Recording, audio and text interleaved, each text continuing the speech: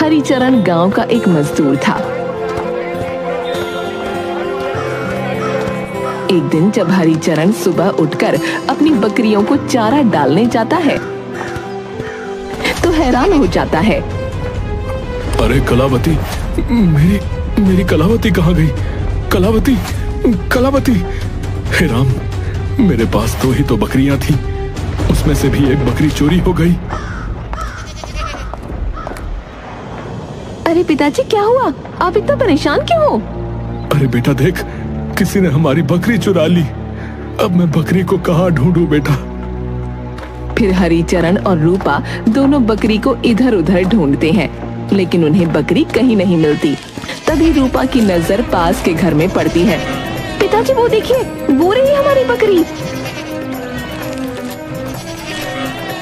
लेकिन बकरियां तो सभी एक जैसी ही लग रही हैं, तो फिर तुझे कैसे पता कि वो बकरी हमारी ही है? पिताजी देखिए, सारी बकरियां चारा खा रही हैं, लेकिन सिर्फ वही है जो आपको देखे जा रही है और कैसे मिमिया रही है। अगर आप ध्यान से देखें तो आपने जो कल कलावती को रस्सी बांधी थी वो वही रस्सी है। हाँ, तुम्हारी अकल की तो दाद देनी पड़ेगी।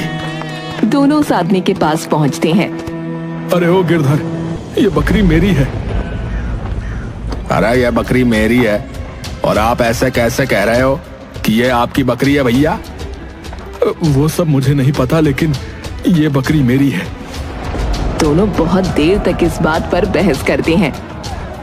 अच्छा ठीक है, हम दोनों एक काम करते हैं, गांव के मुखिया के पास चलते हैं, अब वही हमारा न्याय करेंगे। अरे लेकिन बात सीधी सी है भाई, ये मेरे यहाँ बंधी है तो ये मेरी बकरी हुई और मैं मुखिया के पास क्यों जाऊं? अब अगर आप इतना कह रहे हो तो हमारा न्याय मुखिया जी ही करेंगे। फिर दोनों गांव के मुखिया के पास चले जाते हैं। गांव का मुखिया एक बहुत होशियार आदमी था। गांव के सभी लोग अपनी समस्या लेकर उसके पास जाते थे और वो उन समस्याओं का बहुत अच्छे से समाधान करता था। अरे हरिचरण, क्या हुआ? मुखिया जी, आज सुबह जब मैं उठा तब मेरी बकरी अपनी जगह पर नहीं थी और इस गिरधर के यहाँ ये मिली और ये कहता है कि ये तो उसकी बकरी है। अब आप ही हमारा न्याय कीजिए मुखिया जी। तुम दोनों में से जो कोई भी मेरे सवालों का सही उत्तर देगा तो बकरी उसकी होगी। ऐसी कौन सी चीज है जो हमेशा चलती है और अगर उसे किसी ने रोका तो वो चीज किसी काम की नहीं? तुम दोनों को मैं कल तक का समय देता हूं। कल सुबह जो भी मुझे इस सवाल का जवाब बताएगा, ये बकरी उसी की रहेगी। गिरधर और हरिचरण दोनों अपने अपने घर चले जाते हैं। क्या हुआ पिताजी? मुखिया जी ने क्या कहा?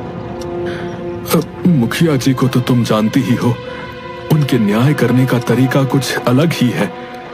उन्होंने हम दोनों से एक सवाल पूछा है, लेकिन मुझे नहीं लगता कि कल तक मैं उस सवाल का जवाब दे पाऊंगा। ऐसे तो हमारी बकरी उस गिरधर के पास चली जाएगी। अरे लेकिन पिताजी, ये तो बताइए कि मुखिया जी ने सवाल क्या पूछा? बेटा, उनका सवाल है कि ऐसी कौन सी चीज है जो हमेशा चलती रहती है और अगर किसी ने उसे रोका तो वो चीज किसी काम की नहीं। पिताजी, तो कितना सरल सवाल है। फिर वो उसके कान में कुछ कहती है। अगले दिन गिरधर और हरिचरण दोनों मुखिया के पास पहुंचते हैं। गिरधर और हरिचरण, मैंने तुम दोनों से कल जो सवाल पूछा था, तुम दोनों में से उस सवाल का जवाब किसे पता है? नहीं मुखिया जी, उस सवाल का जवाब मैं अभी तक नहीं पता लगा पाया हूं। मुझे एक और दिन का वक्त दीजिए। और हरिचरण, तुम क्या तुम्हें पता है मेरे सवाल का जवाब? हाँ मुखिया जी, आपके सवाल का जवाब है घड़ी। वो हमेशा चलती रहती है और अगर उसके अंदर के कांटे को कोई रोक ले तो वो किसी काम की नहीं रह जाती। हाँ हरिचरण, तुमने सही कहा, लेकिन इस प्रश्न का उत्तर तुम्हें किसने बताया? क्योंकि जहां तक मैं तुम्हें जानता हूं, इस प्रश्न का उत्तर जानना तुम्हारे लिए नामुमकिन है। हाँ महाराज, मैं ठहरा एक किसान आदमी, मुझ में इतनी समझ कहाँ, लेकिन आपके सवाल का जवाब दरअसल मुझे मेरी बेटी ने बताया था। वो बहुत ही अक्लमंद और रूपवान है। मुखिया जी, ये तो नाइंसाफी है। हरिचरण को तो उसकी बेटी ने जवाब बता दिया, लेकिन अगर मुझे उस सवाल का जवाब नहीं मिला, इसका मतलब ये तो नहीं कि बकरी मेरी नहीं। आप एक सवाल के जवाब से कैसे तय कर सकते हैं कि कौन सही है और कौन गलत? गिरधर, अगर बकरी तुम्हारी होती तो तुम एड़ी चोटी का जोर लगा देते, पर उस प्रश्न का उत्तर ढूंढ कर लाते। अब क्योंकि वो बकरी तुम्हारी नहीं थी, इसलिए तुमने मेरे प्रश्न पर ज्यादा गौर नहीं किया। वहीं हरिचरण को उसकी बकरी चाहिए थी, इसलिए उसने हर किसी से पूछा। अब बताओ कि तुमने हरिचरण की बकरी क्यों चुराई? मुखिया जी, क्षमा मुखिया जी, मुखिया जी, क्योंकि मेरे पास बकरियों का ढेर है, लेकिन उनमें से एक भी बकरी अच्छे से दूध नहीं देती। वहीं हरिचरण के पास सिर्फ 2 बकरियां हैं, लेकिन दोनों बहुत अच्छा दूध देती हैं। बस इसी लालच में मैंने उसकी बकरी चुरा ली। मुझे क्षमा कर दीजिए मुखिया जी, आगे से ऐसा कुछ नहीं होगा। ऐसे हरिचरण को उसकी बकरी मिल जाती है और गिरधर वहां से चला जाता है। वैसे हरिचरण, तुम्हारी बेटी बहुत अक्लमंद मालूम होती है।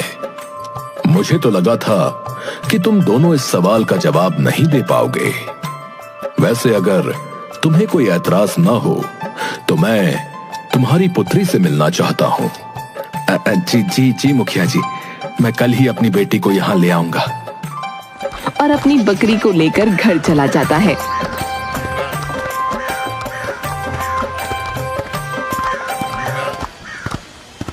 रूपा अपने पिताजी के साथ बकरी को देखकर बहुत खुश हो जाती है।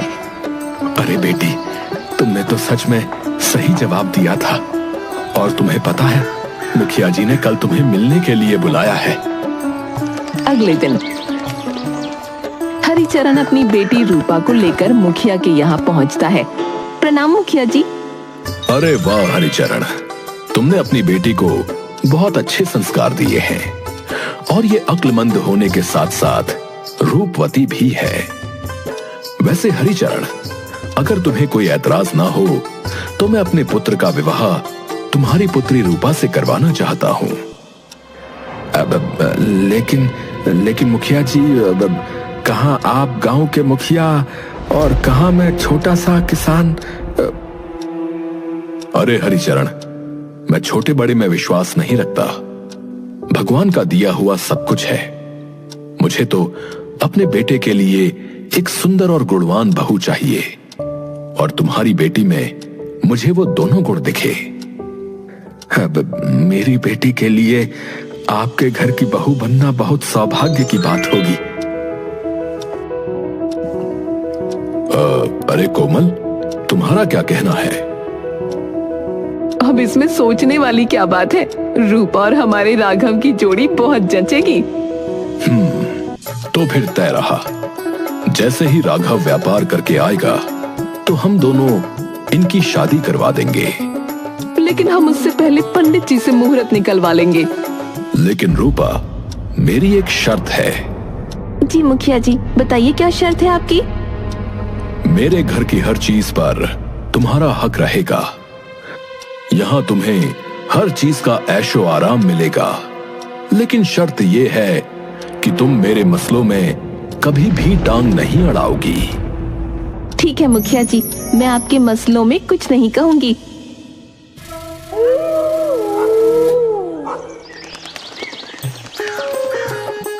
कुछ समय बाद राघव वापस आ जाता है और रूपा और राघव की शादी करवा दी जाती है।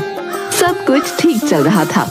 रूपा घर के कामों में अपनी सास का हाथ बटाया करती और मुखिया भी गांव के सभी मुद्दों को आसानी से हल कर देता और राघव काम के सिलसिले में अक्सर बाहर रहता।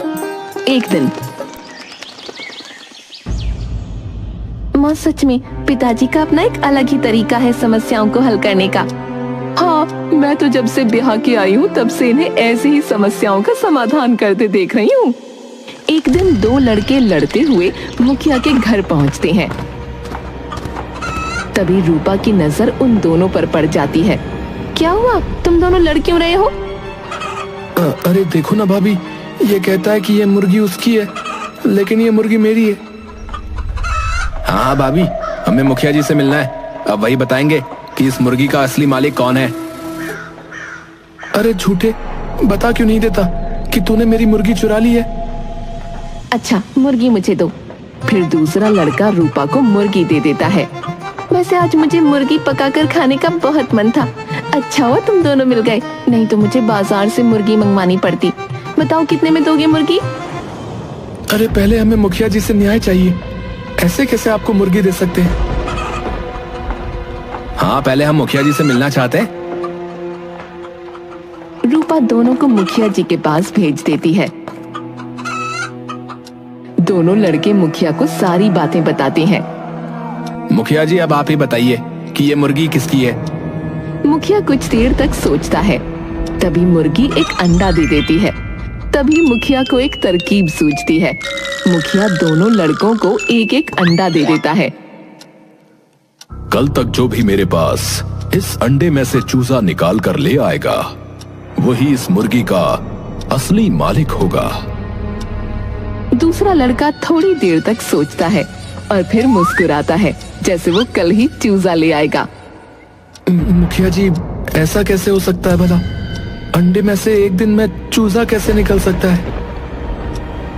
वो मुझे नहीं पता, लेकिन जो भी कल मुझे चूजा दे देगा, वो इस मुर्गी का असली मालिक होगा। दूसरा लड़का तो खुश होकर चला जाता है। अरे भला एक दिन में अंडे से चूजा कैसे निकल सकता है? तभी रूपा की नजर उस लड़के पर पड़ जाती है। अरे क्या हुआ? लड़का रूपा को सारी बात बताता है। अगर मैंने इस लड़के की मदद की तो पिताजी बुरा मान जाएंगे, लेकिन अगर मैंने इस लड़के की मदद नहीं की तो मुर्गी किसी और के हाथों में चली जाएगी। अब आप ही बताइए भाभी जी, क्या एक दिन में किसी अंडे में से चूजा निकल सकता है? अच्छा रुको, मैं बताती हूँ तुम्हें कि एक दिन में चूजा कैसे निकलता है। फिर रूपा अंदर जाकर एक मुट्ठी चावल लेकर आती है और लड़के को चावल देकर कुछ कहती है। लेकिन हाँ, मुखिया जी को ये मत बताना कि ये उत्तर तुम्हें हमने बताया है। लड़का खुश होकर मुखिया के पास चला जाता है। तुम फिर से आ गए? क्या तुम्हारे अंडे में से चूजा निकल आया? अरे मैं बस घर जा ही रहा था, तब मुझे याद आया कि जब कल मेरे अंडे में से चूजा निकलेगा तब मैं उसे खिलाऊंगा क्या, तो बस मैं कुछ चावल लेकर आया था। आप आज ही ये बो दीजिए ताकि जब कल चूजा अंडे में से निकले तब मैं उसे नरम नरम चावल के दाने खिला सकूं।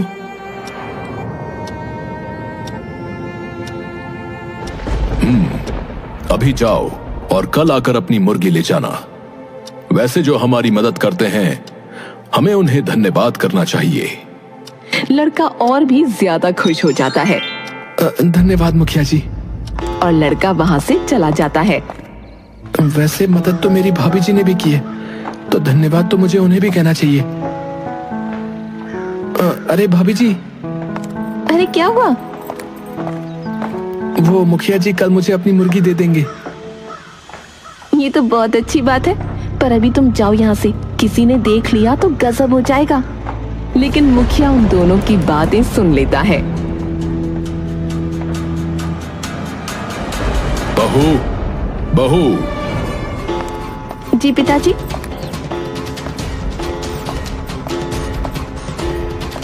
मैंने तुम्हें पहले ही कह दिया था कि तुम मेरे काम में टांग नहीं अड़ाओगी, लेकिन आज तुमने उस मुर्गी वाले की मदद करके मेरी शर्त तोड़ दी। और वैसे भी तुम्हें कैसे पता कि वो मुर्गी उसकी ही थी? अगर मुर्गी दूसरे लड़के की हुई तो? मुझे माफ कर दीजिए पिताजी, लेकिन जो दूसरा लड़का था वो बहुत ही ज्यादा तेज और अक्लमंद था, लेकिन पहला लड़का बहुत सीधा था। और मुझे यकीन है कि वो मुर्गी उसी की थी, क्योंकि जब वो आपके पास आए थे उससे पहले दोनों लड़कों ने मुझे सारी बात बताई थी।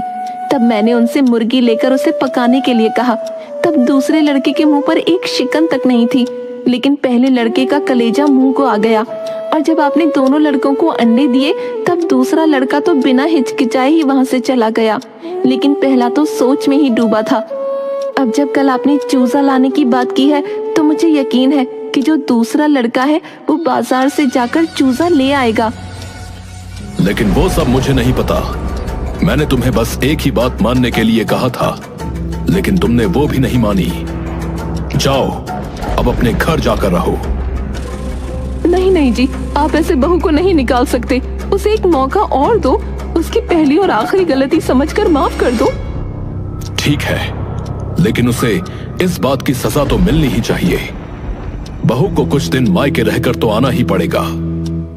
लेकिन कोई बात नहीं माँ जी, वैसे भी मुझे अपने मायके गए बहुत दिन हो गए हैं, तो मैं थोड़े दिन रहकर आ जाऊंगी। ऐसा कहकर रूपा थोड़े दिन के लिए अपने मायके चली जाती है। अगले दिन जब दोनों लड़के फिर से आते हैं तो दूसरा लड़का सच में बाजार से चूजा लेकर आया था। फिर मुखिया को अपनी गलती का एहसास हुआ।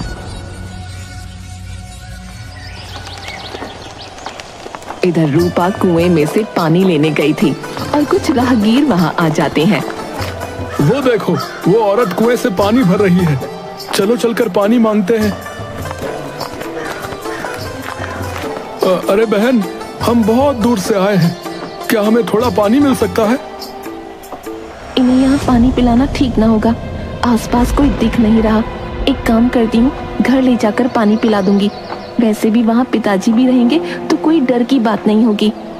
मैं आपको पानी तो पिला दूंगी, लेकिन आप सभी को बताना होगा कि आप कौन हो। बहन, मैं एक यात्री हूँ। अरे, लेकिन यात्री तो सिर्फ दो ही होते हैं, तुम कौन से यात्री हो? पहला राहगीर सोच में पड़ जाता है। बहन, मैं एक बहुत गरीब लकड़हारा हूँ, तुम मुझे तो पानी पिला ही सकती हो। अरे भाई, लेकिन गरीब तो दुनिया में केवल दो ही प्राणी होते हैं। तुम बताओ, तुम कौन हो? रूपा के प्रश्न से सभी का सर चकरा गया। ये औरत तो ऐसे प्रश्न पूछ रही है जिसके जवाब ढूंढना मुश्किल है। मैं इसे कह दूंगा कि मैं अनपढ़ हूँ। हाँ, हो सकता है ये मुझे पानी पिला दे। अरे बहन, मैं तो एक अनपढ़ गवार हूँ, मैं तुम्हें क्या ही जवाब दे पाऊंगा। अब तुम मुझे तो पानी पिला ही दो, बहुत जोर से प्यास लगी है। लेकिन अनपढ़ गंवार तो दुनिया में केवल दो ही है। बहन, मुझे बहुत जोर से प्यास लगी है और मैं इन लोगों की तरह समझदार नहीं हूँ, मैं बहुत मूर्ख हूँ। लेकिन मूर्ख तो केवल दो ही होते हैं। अरे भाई, चलो चलो, हमने यहाँ रुककर ही गलती कर दी। हाँ हाँ, चलो यहाँ से। अरे भाई साहब, यहाँ से थोड़ी ही दूर पर मेरा घर है, आप चारों वहाँ चलिए, मैं आपको पानी पिला दूंगी। फिर सभी लोग रूपा के घर पहुँचते हैं और रूपा भी जल्दी से घर चली जाती है और चारों राहगीरों को पानी पिला देती है। राघव दूर खड़ा होकर उन चारों राहगीरों को जाते हुए देख रहा था। अरे, पिताजी ने रूपा को कुछ दिनों के लिए मायके क्या भेज दिया, तो क्या रूपा दूसरे लोगों को अपने घर बुलाएगी? न जाने मेरी पीठ पीछे इसने क्या क्या काम किए होंगे। और उल्टे पैर राघव अपने घर चला जाता है। राघव अपने पिता को सारी बात बताता है। क्या बहू ने ऐसा किया? मुखिया और राघव दोनों ही रूपा के मायके पहुंच जाते हैं। बहू, ये मैं क्या सुन रहा हूँ? तुम अपने मायके में गैर मर्दों को घर में बुलाती हो? हाँ पिताजी, मैंने अपनी आंखों से देखा उन चारों लोगों को जाते हुए। मेरा विश्वास कीजिए, मैं बस उन्हें पानी पिला रही थी। वो चारों मुझे गांव के कुएं पर मिले थे और वहाँ आसपास कोई नहीं था, इसलिए मैंने उन्हें वहाँ पानी पिलाना ठीक नहीं समझा और कुछ प्रश्न पूछे ताकि वे उनका जवाब ना दे सकें, और फिर उन्हें घर पानी पिलाने के लिए कह दिया। अच्छा, तो ऐसे कौन से प्रश्न पूछे तुमने उन लोगों से? रूपा ने उन्हें सारे प्रश्न बता दिए। अच्छा, तो उनके उत्तर क्या है? मेरे पहले प्रश्न का उत्तर है सूरज और चांद, दुनिया में वही तो यात्री है। मेरे दूसरे प्रश्न का उत्तर है गाय और बहू, क्योंकि उनसे ज्यादा गरीब और कोई नहीं। तीसरे प्रश्न का उत्तर है भूख और प्यास। दोनों हमारे साथ अनपढ़ की तरह चलते रहते हैं। और चौथे प्रश्न का उत्तर? चौथे प्रश्न का उत्तर है, वैसे अभी तो मेरे सामने सिर्फ 2 ही मूर्ख हैं। एक मेरे पति, जिन्होंने बिना कुछ सोचे समझे हम दोनों की बात को आप तक पहुंचा दिया। वो चाहते तो मुझसे भी पूछ सकते थे। और दूसरे मूर्ख है मेरे ससुर जी, जिन्होंने बिना कुछ सोचे समझे पूरे गांव के सामने अपनी बहू की इज्जत की परवाह न की। मुखिया को अपनी गलती का एहसास हो चुका था। मुझे माफ कर दो बेटी, मुझे अपनी गलती का एहसास हो चुका है। अब मैं तुमसे आग्रह करता हूं कि तुम हमारे घर चलो। तुम्हारे बिना घर बहुत सूना लगता है। मुझे समझ आ गया है कि घर में बहू का क्या महत्व होता है। हाँ बेटी, एक लड़की का असली घर उसका ससुराल ही होता है। जाओ बेटी, अपने घर जाओ। रूपा सभी के कहने पर अपने ससुराल चली जाती है।